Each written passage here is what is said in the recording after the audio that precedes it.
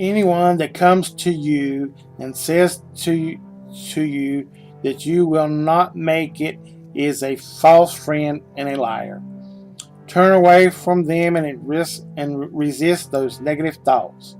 Do not let self-doubt creep into your mind.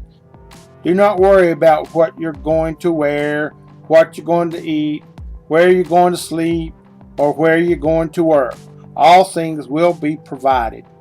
God has promised to provide all things to those that believe, and that we are not to worry about anything. But being human, we often spend too much time worrying and lose countless hours of sleep because that's how the enemy ties up your mind. Your mind is your power, and your power is your mind. Everything worldly has been thought up by someone. Every stitch of clothes, every bottle of water or cup of coffee, every building has been thought up. You don't see any mice building a house. You don't see a giraffe pulling up to a drive-through and ask for number 3. The reason we have made such advances is because our mind is our power, and if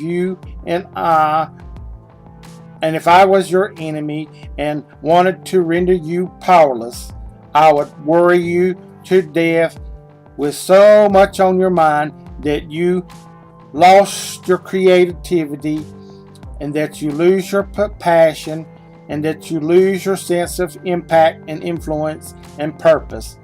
I would just worry you to death and steal your joy. I would stop life from being fun.